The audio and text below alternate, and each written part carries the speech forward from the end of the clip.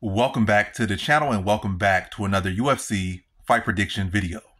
In this video, I'll be predicting the full card of fights for UFC Fight Night, Perez versus Taira. So without further ado, let's get to our first fight on the card. So in our first fight, we have in the featherweight division, we got Nuerdanbieke versus Costa.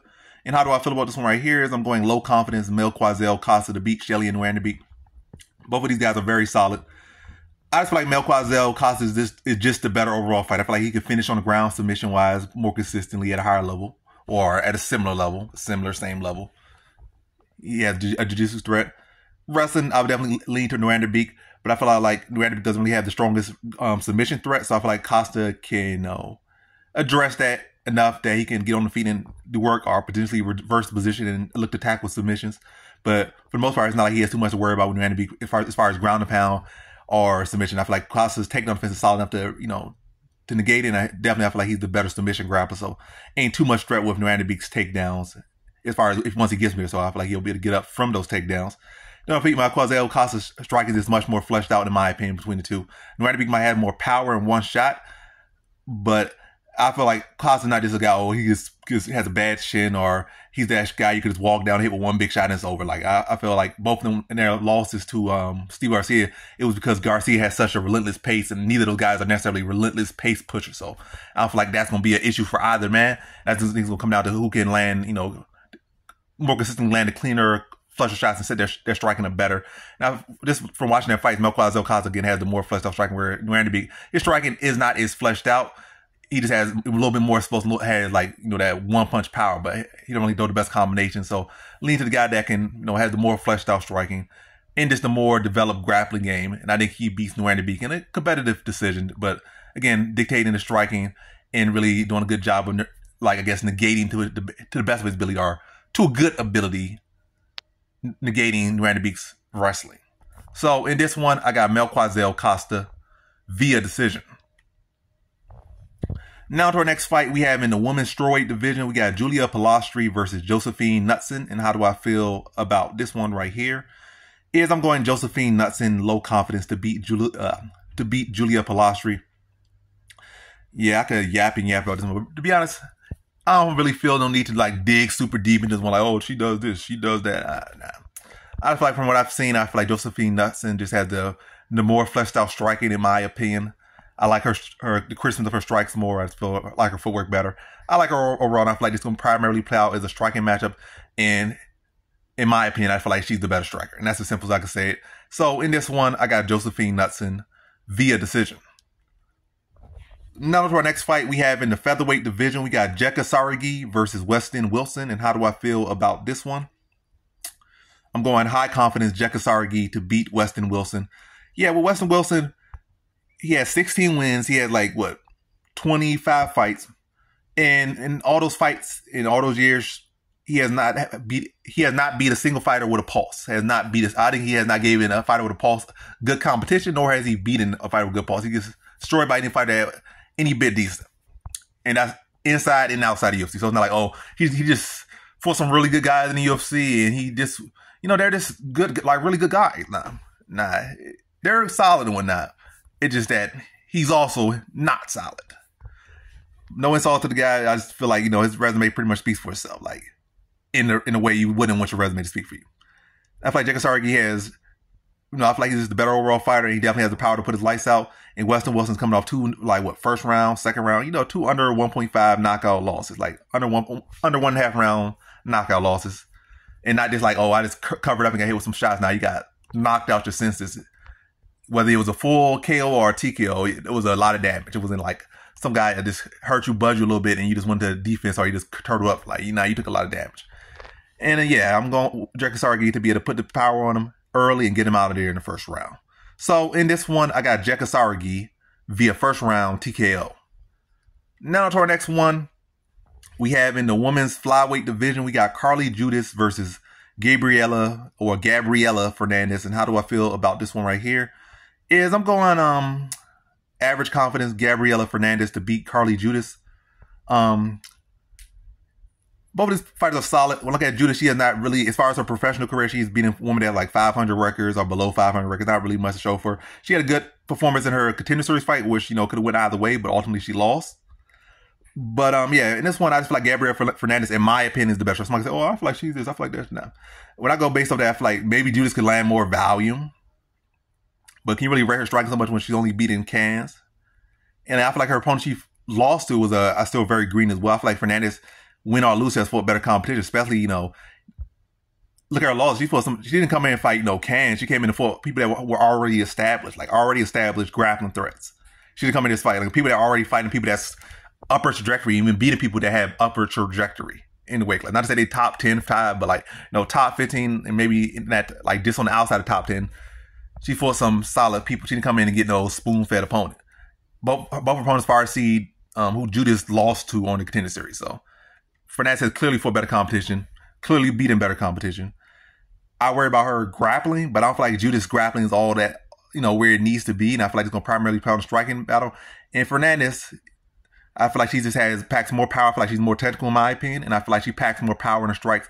And I just don't feel like Judice is going to be able to deal with that heat. And I think she gets put out in the second round. So in this one, I got Gabriela Fernandes via second round TKO.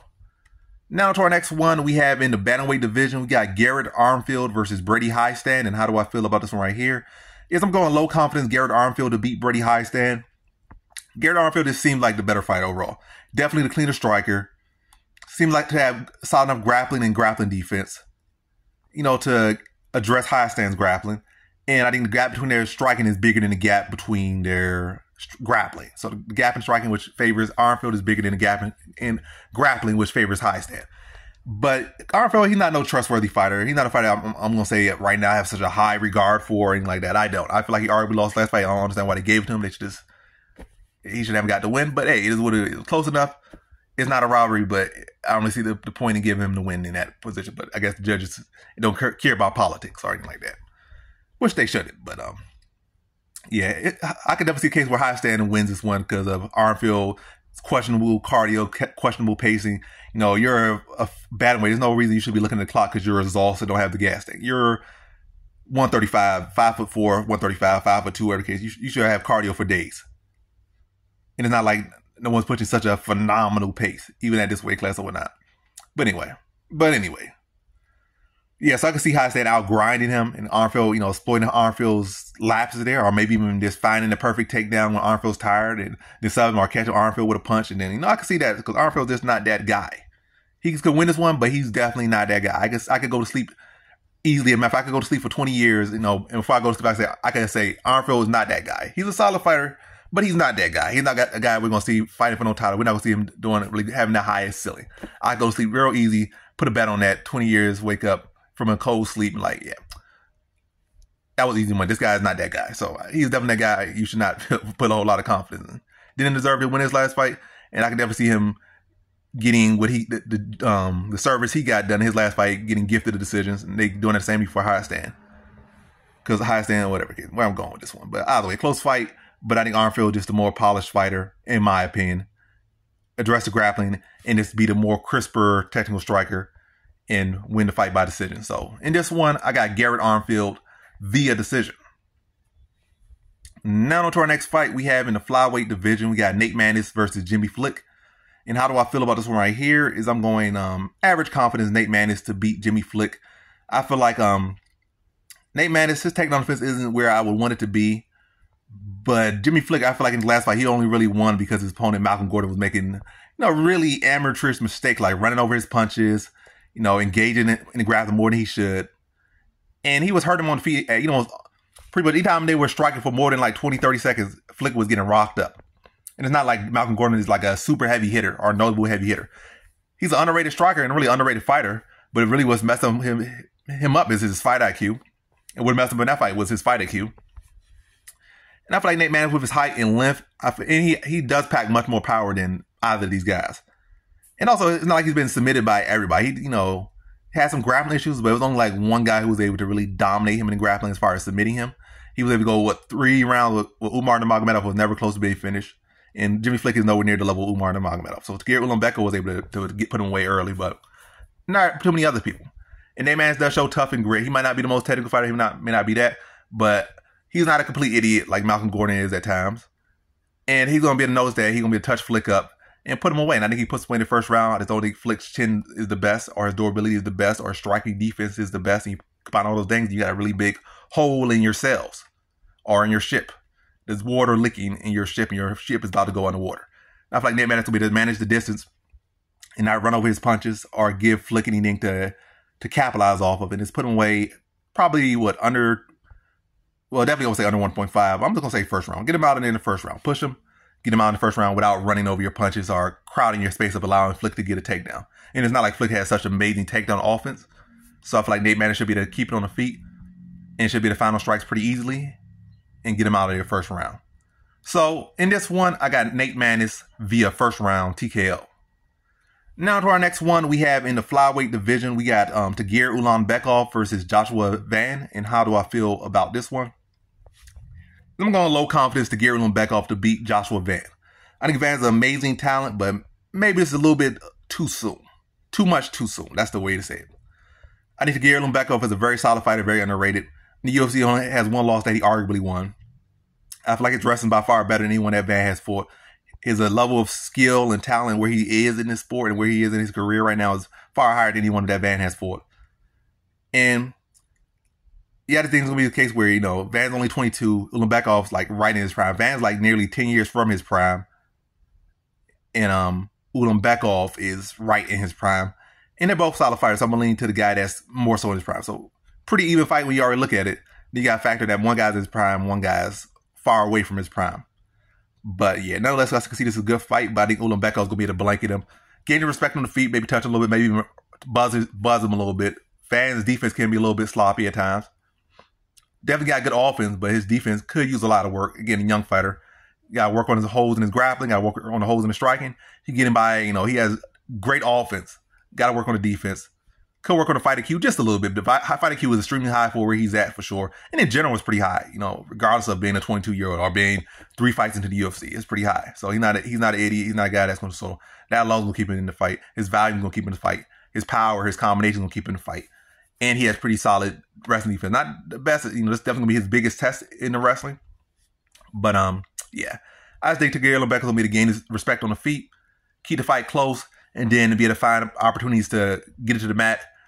Probably look for submissions as well at times. He's not going to be that guy that's looking to hold on you and blanket. Ulanbekov is definitely a guy who looks for finishes. He's not a guy that just looks to hold on to you. So be looking for finish, looking for ground and pound. Good competitive scrap, but Ulanbekov's, again, wrestling is going to be, and his wrestling, his experience, and his fully developed body, I guess, is going to be, and definitely his experience as well, going to be all factors going to allow him to get his hand raised in this one. Tight matchup, but Ulanbekov having that age, having that experience, having for a better competition. Being the more well-rounded fighter is going to allow him to make the better decision and be able to make those better decisions because he has the ability to make those better decisions in the fight and win a decision over a young, hungry Joshua Van. So in this one, I got Tagir Ulanbekov via decision. Now to our next fight. We have in our first fight on the main card, we have in the welterweight division, we got Adam Fugitt versus Josh Quinlan. And how do I feel about this one right here? I'm going low confidence Josh Quinlan to beat Adam Fugitt. In my opinion, I feel like Adam Fugitt is the more, unpredictable fighter. Maybe a little bit more technical as far as striking. But I would say Josh Quinlan is the more well-rounded fighter. He's the more athletic. He's the more dangerous. He's the more explosive fighter. Fugitt, I feel like he could be more dangerous later in the fight. Probably try to extend Quinlan late into the fight and then make him, set him up early. That you can find him, exploit him later type of beat. But, yeah, I feel like Quinlan can mix up the wrestling on Fugitt to cause issues there. Feet, I feel like Fugitt's just not the most durable guy. I feel like they both have been stopped. But I feel like Fugitt has been stopped by less. Like the moment you find a good flush shot on Fugitt, whether it be to his body or to his chin, he just crumbles. Quinlan has been stopped, but we have seen him take big shots over the course of the fight. It's been kind of accumulation. Or, in the last fight, he probably could have went to decision, but he already felt like he was down on the card, so he just threw his defense to the wind. And that's what allowed the finish to be materialized on him. Fugitt, people be cracking him up, and he just be crumbling. Not to say that he hasn't gave some people some good fights, he does, but again, I feel like his durability is there. I feel like he isn't as athletic. He doesn't have packed as much power. Maybe a little more savvy, maybe a little more crafty on the feet, but I feel like Quinlan can cover that with his speed and power. And when Quinlan catches him, I feel like the shot's going to have a different look and a different effect. And I feel like it's going to be a good competitive scrap, but I just feel like it'll be one of those cases where Quinlan's athleticism and power, also his wrestling as well, pushes him over. And I think he's able to find those big shots and break Fugitt down and put him away second round. So in this one, I got Josh Quinlan via second round TKO. Now to our next fight we have in our flyweight bout, Azu Almabaev versus Jose Johnson. And how do I feel about this one right here? I'm going Azu Almabaev, low confidence to beat Jose Johnson. I think Jose Johnson's a good, scrappy fighter. This is his first time trying to make, well, he tried to make flyweight before. I just heard this. This is like after my quick pick. It's my, Charles Johnson said that he fought him like 2 or 3 times on amateur or in regional, somewhere. He fought him like a couple times or one time. I don't know. And I think he said the guy was never able to make flyweight or whatever. He couldn't make weight. His lift gave him issues. But Charles Johnson, who's not really known for being a great offensive wrestler, or that great of offensive wrestler, if anything, he's been wrestled up more than he's wrestled anyone up, was able to use his wrestling to beat him, to deal with the length. And now he's coming his way. If he actually makes the weight class, that's going to be a drain on him. Already been like a 6 feet tall bantamweight, now coming down to be a 6 feet tall flyweight. And he's not getting any younger. You're getting older. Not that he's old, but you're not younger than you when you were 25, and you couldn't make the weight. And now you're 29, almost 30, trying to make flyweight. Maybe better nutrition, maybe more money, maybe better connections, but still, I don't feel like flyweight's going to be his best weight class or the best decision to, improve upon who he is as a fighter. And I think the rest is still going to be an issue for him. He's going to have that length. He's going to be crafty. Maybe give Almabaev some issues getting on the inside early, or at least probably in the first minute or two. But I feel like Almabaev will be relentless with it. Start to look for the takedown, and eventually just find it, grind it out, and then it's going to wear down. Like, you already cut on that weight to make this weight class. You're going to do a good job early, but then you're just not going to have the same gas tank and ability to push. And I feel like Azu Almabaev, that's already a strength of his. He's going to continue to push and break you down over the course of the fight. And I think Azu Almabaev just outgrinds, breaks him down, wears him down with the takedowns and the pressure and I guess his pacing, and wears Jose Johnson out and grinds out a decision over a very game Jose Johnson. So in this one, I have Azu Almabaev via decision. Now to our next fight we have in the bantamweight division. We got Miles Johns versus Douglas Silva de Andrade. And how do I feel about this one right here? I'm going average confidence Miles Johns to beat Douglas Silva de Andrade. I think Douglas Silva de Andrade pack a lot of power. He's a solid fighter. But I feel like Miles Johns is the more technical striker. I think he's the more technical wrestler. And I feel like he can exploit Douglas Silva de Andrade's aggression, draw him to shots, draw him to counters, crack him, mixing takedowns as well when Douglas Silva de Andrade. And really just kind of exploit the aggression of Douglas Silva de Andrade. Be the more technical wrestler, be the more technical striker, lead him to counters, lead him to counter takedowns. I don't know if that's the word to call it, but draw him into takedowns. So it's not about or bait him to react and then get takedowns, whether it be draw him in to blast double him, or whether it be get him to shell up, then blast it through him. Either way, just draw reaction on him to counter him, draw reaction on him to get takedowns on him. And I think he grounds out a very hard fought decision over Douglas Silva de Andrade. I think Douglas Silva de Andrade is very game. Not only he's also a multi-threat. He's not just a knockout threat. He could potentially find submissions. But I feel like as long as Miles Johns is on top, I feel like he's very hard to fit. I feel like when you beat Miles Johns, it typically is what something Douglas Silva de Andrade can do, where you're constantly pushing the pace on him. And you break him down. His gas tank kind of fails him a little bit. But I feel like Douglas Silva de Andrade's motion is going to be too big. It's not a case like he'll be like doing 100 strikes, little tappy strikes, and it's constantly, like not like a Sean Strickland, not like a Barbarina, or not like a so-and-so. These fighters that throw a lot of strikes, or Max Holloway. He's not like one of those guys. He will pressure you. He will throw a pretty good amount of strikes, but it's not at the same value, not the same rate, and it's not the same level of pressure. And the shots might have more intensity, but it's not the same. And I feel like he's kind of has the recipe, but he doesn't have the full recipe. And I feel like that's going to allow Miles Johns to find cracks in his wrestling and his striking of Douglas Silva de Andrade, in his offense and his pressure, and use those things to get him to edge out a decision over a very aggressive Douglas Silva de Andrade. So in this one, I got Miles Johns via decision. Now to our next fight we have in the featherweight division. We got Lucas Almeida versus Timothy Cuamba. And how do I feel about this one right here? I'm going average confidence Timothy Cuamba, or Timmy. Well, I'm gonna say Timothy. Remember I said Timmy. By the way, it's Timothy or Timmy. Either way, that's Timothy. Timmy just short for Timothy. Maybe it is. Maybe it's not. Maybe it's Thomas. Who knows? But yeah, I feel like Cuamba is just he just has a much higher ceiling. I feel like he's a good well-rounded fighter. He gave a pretty solid fighter off the Contender Series. They both won the Contender Series fights, but yeah, you know, another contender series vet in Balaji Oki. He gave him a good competitive fight. Came in on, I think, on short notice. Gave him a lot of size. Fought up a weight class. He gave him a competitive fight. He lost clearly, but it was a competitive fight. You know, given all things. 2 talented fighters from different weight classes. He gave the guy of a higher weight class a pretty good challenge. And I think, look at this, Almeida is clearly a one-dimensional threat. One-dimensional threat. I feel like Cuamba could beat him on the feet. Definitely could beat him on the ground. And I think he'll mix it up, and I think he'll beat Lucas Almeida. And I think he has a high ceiling. And I think he'll go back. You know, he went back to the lab, and he'll improve and only be better. And I think he'll be able to outstrike Almeida, mixing the takedowns, wear Almeida down, and then find the shots to get on the feet when Almeida is like worrying about the grappling, create an opening, exploit that opening, put him out second round. So in this one, I got Timmy Cuamba via second round TKO. Now to our co-main event, we have in the middleweight division, we got Ikram Aliskerov versus Antonio Trocoli. And how do I feel about this one right here? Is I'm going high confidence Ikram Aliskerov to beat Antonio Trocoli, or Trocoli, or whatever name. I just said the same name twice or 3 times. But yeah, high confidence Ikram Aliskerov. I'm not really saying anything too impressed about Antonio Trocoli. It's not like he was his last fight he was supposed to be scheduled for, or he was scheduled for, but fell out of. He was another sacrificial lamb, and he's been thrown again. Is kind of a sacrificial lamb. He's definitely live to some extent, but no live that I respect. You know, it's a sprinkle like, oh, anything can happen. But you try to find like a real concrete way to give it to him. There's no real concrete, necessarily, truly concrete way to lead to Trocoli. I feel like Ikram Aliskerov is clearly, you know, a problem in the division. Not to say he's like a future champion, but definitely see this guy as a future title challenger. Definitely see this guy continue to climb up the ranks. And Trocoli is a guy that kind of is being brought in on kind of semi-short notice to fill up the card. And how often has guys like that actually came in and won? Maybe on a guy that's downtrending, or maybe against a guy that's not that good, they come in and beat him. But a guy that actually has status in the weight class, they might come in there and show a good account for himself. Maybe come close to winning the decision, but the odds in the actual occurrences of them coming in and winning the fight are very, very low. And here we go jinxing it. So hey, roll your dice. But yeah, I feel like Aliskerov will control the grappling, he'll control the striking. And I think he breaks down Trocoli. I'm gonna say like a second round TKO, just be able to out wrestle him.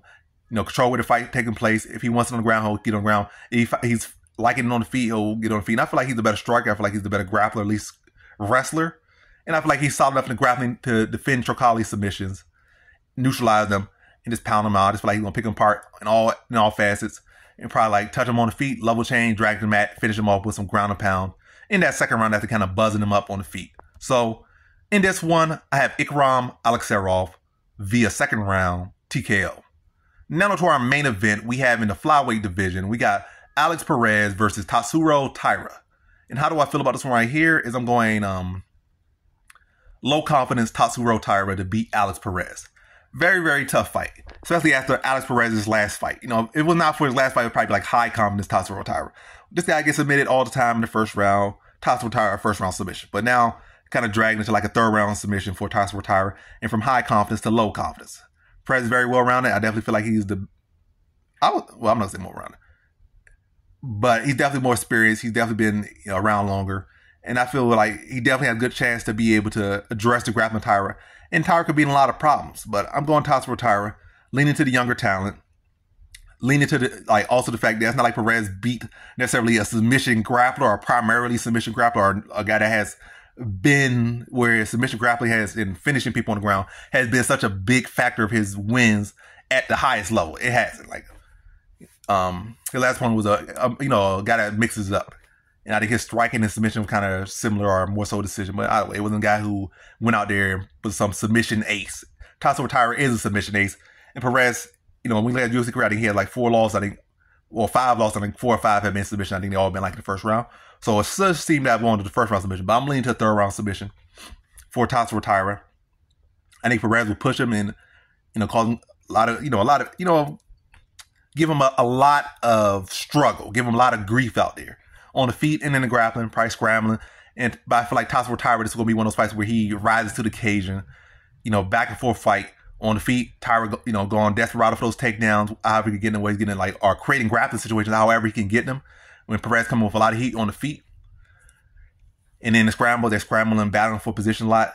rounds kind of traded back and forth. Perez, getting positions that time and, made a shut Taira down from, inside Taira's guard, land some good ground and pound, get back to his feet, touch Taira up on the feet a little bit. Then rounds, Taira was able to scramble, get his back, and have some good position there. But yeah, again, a real scrambly back and forth fight. But I feel over the course of the fight, I feel like Perez is going to probably, start to make a little bit of mistakes out there, try to, I guess, explode out of position or just trying to, kind of skip the technique at points out there. And I feel like Taira is going to be, locked in on that and waiting for a moment where Perez makes a mistake. And whether it be like him just timing or just instinct, he just feels the mistake happening and be able to counter or beat him to the position he's trying to get to or trying to jump to and find a submission within the scramble. And I think he taps him out third round. But very, very competitive fight. And by all means, it's a pick-em fight. Very pick-em, because Perez, what we saw in the last fight, was the best Perez we ever seen. And Taira is a very young fighter. And this is by far the best opponent he has fought.